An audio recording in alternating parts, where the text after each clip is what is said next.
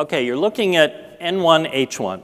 It's the original flu virus that caused the last great pandemic, the Spanish flu of 1918, which infected 50% of the world's population at the time, which was 1 billion people, and probably killed 1 out of every 10 people. But here's the interesting thing about it. It came in 3 waves, 3 different waves, pretty much about 6 months apart. And the second wave killed every single person who got the flu. And that is how bad flu can be. Now here we are in 2013, and in barnyards all over China, there are ducks and pigs and chickens in close proximity. And that's actually where influenza originates. Now viruses have gotten so good at mutating, and in these barnyards mostly, that you and I have to get a flu shot every year to protect against this. Although I will tell you something interesting, less than half of the population in the United States does get a flu shot every year. But that is not what keeps the Centers for Disease Control up at night. What they worry about is something called a recombinant flu bug. And here's how it works. There are 2 kinds of viruses. There are viruses that infect animals, and animals pass them easily to other animals. And then there are viruses that infect humans, and they pass them easily to other humans. When a human has something like the Hong Kong flu, or in 2009, that H1N1 that came back, and they go to the market and they buy a chicken that happens to have one of these animal viruses,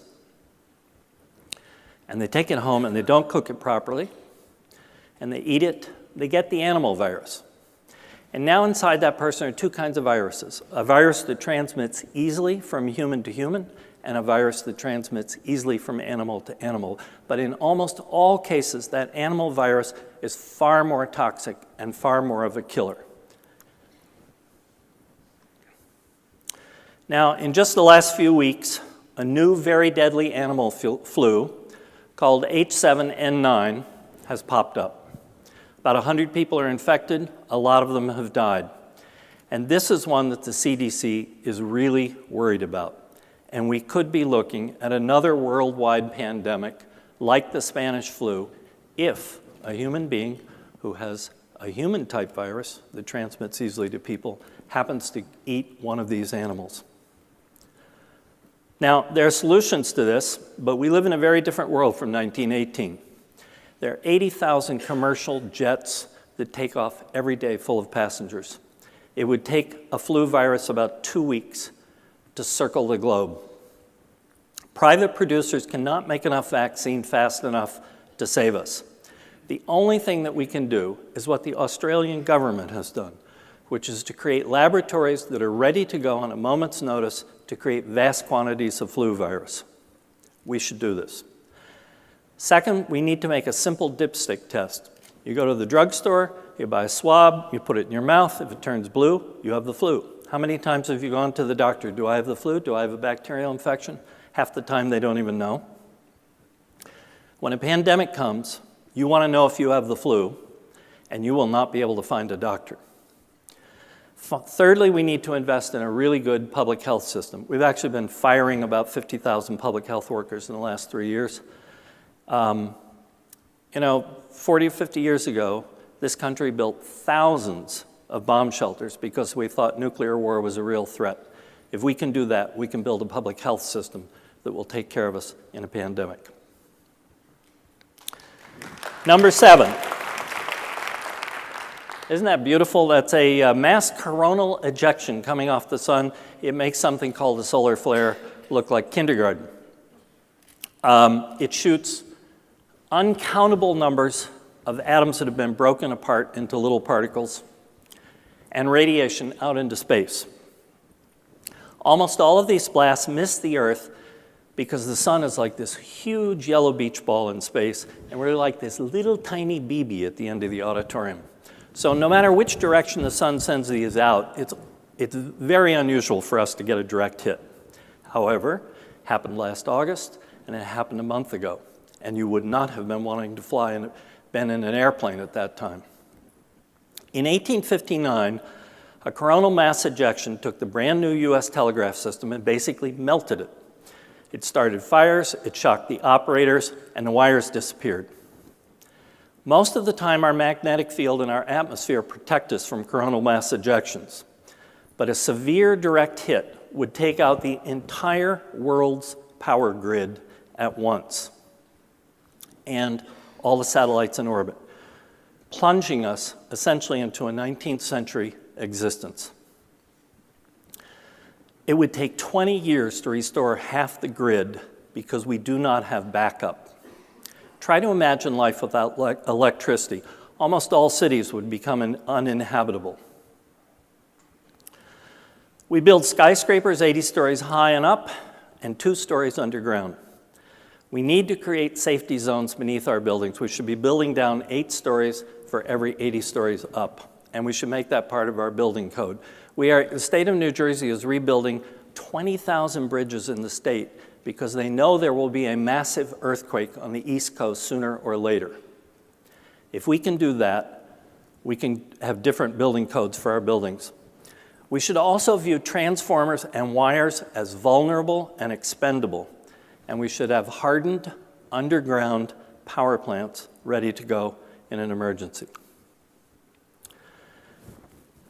This is a synthetic genome invented by the Craig Venter Institute and inserted into a bacterial cell to create what I would call a new life form. This life form never existed before, and it can reproduce. It was done 3 years ago, and the goal is noble. It's to produce anything we want from a cell. Takes in certain things, puts out stuff that we want. For example, they could make synthetic vaccines, or they could turn carbon dioxide into usable fuels. Now, what could be wrong with that? Our history is littered with examples of bad things that got out of secure labs and things that go amok when we try to tamper with Mother Nature. And here's a low-tech example. We brought kudzu here from Japan to control soil erosion. Didn't work out so well. And meanwhile, labs around the world are experimenting with biotech in ways you cannot imagine. You can create a perfect in vitro male baby with blonde hair and blue eyes, and you can make modified corn do anything you want. Now, is genetically modified corn saving us from famines? I see it as a threat to the only purely wild corn genome left in the world that grows in Mexico. We do not live on a nice, stable, solid planet. It is mostly molten rock and iron, and it probably has a nuclear reactor in the center of it that keeps it hot. We're like on these life rafts floating over all this molten rock. Earth's crust is so constantly folding in on itself that we cannot find a stone on the surface of the Earth that is as old as the planet. 98% of all the species on Earth have gone extinct, and volcanoes are the biggest reason why. Of the 11 biggest extinctions, 4 were caused by volcanoes. A new study that links the late Triassic extinction of volcanic eruptions and outflows, or a new study links this amazing extinction of life, 95% of life on Earth, to volcanoes that essentially stretched, and it all went off at the same time, essentially stretched from what was then, or what is now New Jersey to what is now Morocco. In our past, Earth has opened up many times and flowed out for centuries. India is an outflow of volcanism. Volcanic activity fills the sky with soot and hot ash and buries every living thing and blocks the sun for so many summers, the plants on land and plankton in the sea die. And when they die, we die. Volcanoes can also produce so much carbon dioxide that they will massively warm the planet and create a runaway greenhouse effect, which is the opposite of what we often expect from them. In Holland, they grow most of their food in greenhouses with synthetic light, 24 hours a day. We can do that. When I was putting this talk together, I just had this weird idea. I went to Amazon, I looked to see how much they were and how good they are. Gas masks are the cheapest insurance you can buy. They don't take up much space, and they get you through a lot of hard times. And finally, the ultimate solution to living on a planet like ours, which really is unstable and will not last forever. In 4.5 billion years, the sun will take us in. Our species will eventually die if we do not colonize other planets in other solar systems. Right now, somewhere in space, maybe in the asteroid belt between Mars and Jupiter, or farther out in the Kuiper belt of large objects that exist beyond Neptune, there's a missile with our name on it. It could break out of its orbit tomorrow or not for 100,000 years, but its fate is sealed. It will hit Earth. It has happened before many times. Get a telescope and look at the moon. It is covered with asteroid hits, and you'll see that in a video in a second. The Earth is just as pockmarked with asteroid hits. It's just that folding crust that we have, that's hidden a lot of them, and vegetation has covered a lot of it. A large asteroid took out the dinosaurs 65 million years ago by creating shock waves and firestorms across this planet, and created a sky so full of debris that summer did not return for at least 100 years and maybe 1,000 years. Had humans been alive then, they would all have been wiped out. Now, here's some hope. 433 Eros. This is a huge rock. It's bigger than the one that took out the dinosaurs, that orbits in the asteroid belt between Mars and Jupiter. At some time in its future, it will shift from a Mars-crossing orbit that it's in now to an Earth-crossing orbit. It will intersect with where our planet is. It is bigger than the asteroid that killed off the dinosaurs. But here's where this thing gets interesting. We took this photo from a space probe that left the Earth in the year 2000, a NASA probe that was designed to study asteroids. And this spaceship settled into orbit around the asteroid. You can put a baseball in orbit around me if you're in space. There's enough gravity. Now, when the mission ended, there was a little leftover fuel, there was a little leftover electricity, and the mission controllers, this wasn't part of the mission, they landed the spacecraft on Eros successfully. And since then, we have intercepted 3 comets in deep space that move at 20 miles per second. Stop and think about the implications of those missions. For the first time in human history, we have the ability to fly into an incoming asteroid and change its orbit, but only if we know it's there and only if we have a rocket ready to go. Most asteroids are found by amateurs when it's too late to do anything. NASA is looking for bad guys in the asteroid belt, and there are about 20,000 of them out there. But they can't look in the Kuiper belt, it's too far away, and it has 100,000 objects in it, 10 times bigger than the asteroid that took out the dinosaurs. In only 20 years, we have developed the technology to change our fate.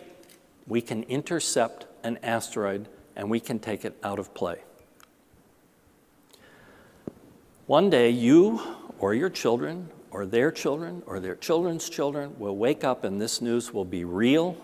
The headline on the front page of the New York Times, "Killer Asteroid Found on Collision Course with Earth." What happens after that, if we're not prepared, is really beyond horror. Most humans will not die from the impact. Most will die of starvation. And the price of insurance to protect us from this is what we spend on one B-2 bomber. The asteroid problem is stupidly obvious. A physicist said almost 100 years ago, there are 2 kinds of civilizations: those who can protect themselves from an asteroid impact and those who can't. We're the former. What are we waiting for? Thank you.